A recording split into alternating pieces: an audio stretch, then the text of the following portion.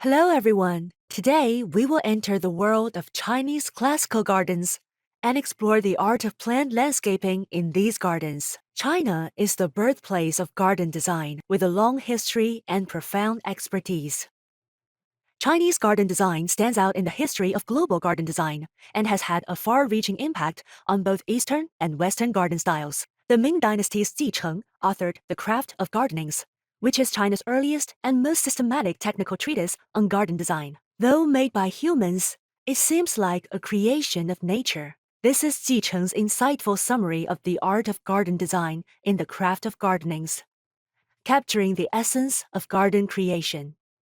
It reflects the ancient Chinese values of harmonious coexistence with nature, environmental protection, and sustainable resource use, values that align with contemporary global principles. Chinese classical gardens are based on landscapes, adorned with vegetation. They skillfully combine the elements of mountains, water, and plants with human craftsmanship, blending artificial beauty with natural beauty. This approach optimizes the principle of being rooted in nature, yet transcending it. Guided by the philosophy of unity of man and nature, Chinese classical gardens create unique natural landscape gardens. What are the characteristics of plant landscaping in Chinese classical gardens? Plant landscaping in these gardens is heavily influenced by poetry, calligraphy, traditional philosophy, and lifestyle habits through the ages. When selecting plant forms, emphasis is placed on color, fragrance, and elegance. The aim is to create scenes that are picturesque and imbued with artistic conception, seeking depth, subtlety, and inner beauty. In choosing plants, great importance is placed on their symbolic qualities. For example, chrysanthemums represent reclusiveness, peonies symbolize wealth, and lotuses embody nobility. In summary, the plant landscapes in Chinese classical gardens have the following main features. 1. Imitating nature. Imitating nature is a core principle of plant landscaping in Chinese classical gardens. Plant selection and landscape layout are based on natural growth habits and seasonal changes, simulating natural scenes and adapting to local conditions. This achieves the effect of, though made by humans, it seems like a creation of nature. Additionally, natural landscapes are incorporated into gardens through techniques like borrowed scenery, creating visual illusions. For instance, in the humble administrator's garden, the distant Beici pagoda of Bao'en Temple is cleverly used, not only filling the void of not being able to build a pagoda in a private garden, but also deepening the garden's sense of seclusion when viewed from the west. In choosing plant varieties, a rustic and elegant style is preferred, with emphasis on the plant's form and artistic impression. Selections prioritize plants that are ancient, unique, elegant, colorful, fragrant, and gracefully shaped. Typically, the plants are arranged either singly, in pairs, or in small groups of 3 to 5. 2. Emotional expression. Plants in classical gardens are often imbued with emotional significance by literati, giving them a cultural depth.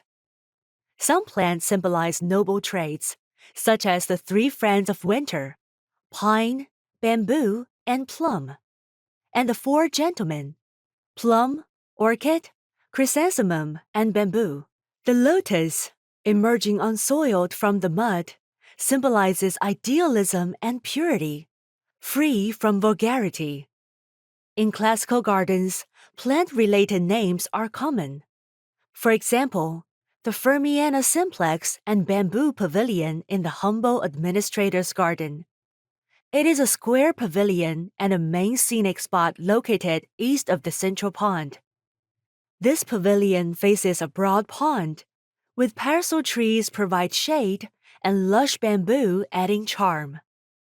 The parasol trees and bamboo beside the pavilion carry beautiful symbolic meanings.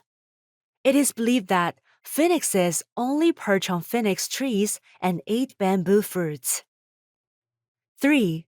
Seasonal landscaping. Utilizing seasonal changes is a key design technique in Chinese classical gardens, showcasing the unique charm of plant landscapes and nature. Examples in traditional gardens are common. In the humble administrator's garden, spring is represented by flowering crab apples in Spring Hall, summer by Lotus Breeze Pavilion, autumn by Orange Pavilion, and winter by Pavilion of Fragrant Snow and Azure Cloud. Plants not only display their own seasonal beauty, but also interact with other garden elements to create endless charm. For example, peach blossoms in spring, clean lotus in summer, fragrant osmanthus in autumn, and plum blossoms in winter describe the seasonal features of plants and reflect the beauty of nature through dew, clouds, wind, and snow. 4. Color and fragrance in landscaping. Plants, as a critical element of gardens, come in various species and colors. In traditional garden design, plant colors are often used to enhance the atmosphere and highlight main scenes. Many scenic spots in classical gardens use plant colors as their main theme. Examples include the Little Peach Dock in Lingering Garden, filled with peach blossoms, the Peonies of Fruticosa Pavilion in the humble administrator's garden, known for its peonies and peony roses, the bamboo-encircled Emerald Pavilion in Canglang Pavilion, surrounded by tranquil bamboo groves, where lotus leaves and flowers create a vibrant scene. In classical gardens, plant cultivation emphasizes not only color but also fragrance, creating a pleasant and evocative environment. Common fragrant plants include the fresh scent of lotus, the cool fragrance of plum blossoms, the subtle aroma of orchids, and the strong scent of osmanthus. For example, the distant fragrance hall in the humble administrator's garden is surrounded by the scent of lotus flowers. Located in the central scenic area, the hall is named after the adjacent lotus pond. The lotus symbolizes the owner's character, inspired by the phrase, "Its fragrance becomes purer from afar," from Zhou Dunyi's Ode to the Lotus Flower in the Northern Song Dynasty. Ode to the Lotus Flower states, "But my favorite is the water lily. How stainless it rises from its slimy bed. How modestly it reposes on the clear pool. An emblem of purity and truth, symmetrically perfect, its subtle perfume is wafted far and wide, while there it rests in spotless state. Something to be regarded reverently from a distance and not be profaned by familiar approach." Another example is the Small Hill and Osmanthus Fragrance Pavilion in the Master of Net's garden. In front of the pavilion, osmanthus trees are planted on a small hill, complemented by magnolias and parasol trees, creating a lush scene. In the cool autumn breeze, their strong fragrance fills the air. The name Small Hill and Osmanthus Fragrance is derived from the osmanthus tree grows thickly in secluded mountain in the songs of Chu, the summons of the recluse, where the fragrance of osmanthus symbolizes the high moral character of Qu Yuan. The garden's owner chose this name to reflect his own reclusive sentiments. 5. Spatial plant arrangement. The Chinese value subtlety and ambiguity in garden design, favoring uncertain and layered landscapes. They appreciate the spatial characteristics of seemingly no way after many twists and turns. Suddenly, a new village appears amidst shaded willows and bright flowers, preferring scenes that are initially hidden and then revealed, using contrast to enhance the visual effect. For instance, in the central area of the humble administrator's garden, water bodies, buildings, corridors, paths, and plants divide the space, creating a rich and varied landscape. In garden design, ancient Chinese often used the shape, color, and height variations of plants to achieve their design goals. For instance, along a winding garden path, different sections would feature various flowers and trees, combined with rocks, water bodies, and buildings. As visitors moved along the path, they would encounter different scenic views, creating the changing scenery with each step effect, making the garden space feel larger. 6. Primary and secondary scenery. With a wide variety of plants, classical garden environments distinguish between primary and secondary landscapes. For example, in the western area of Lingering Garden, maples are the main focus, complemented by ginkgo and persimmon trees, creating the effect of frosty leaves rather than February flowers.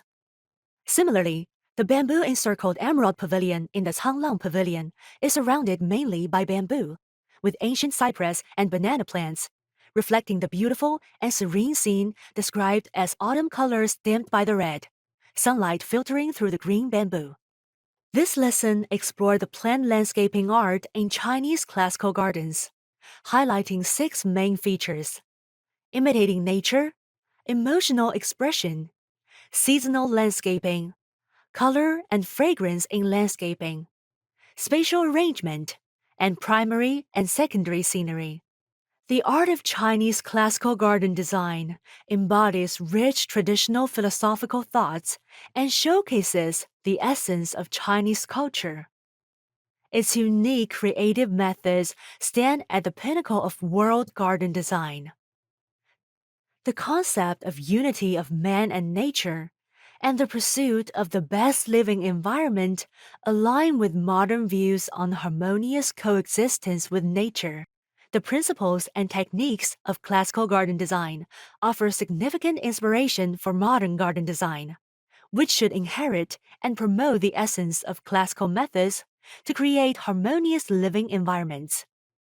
That concludes today's lesson. Thank you for listening.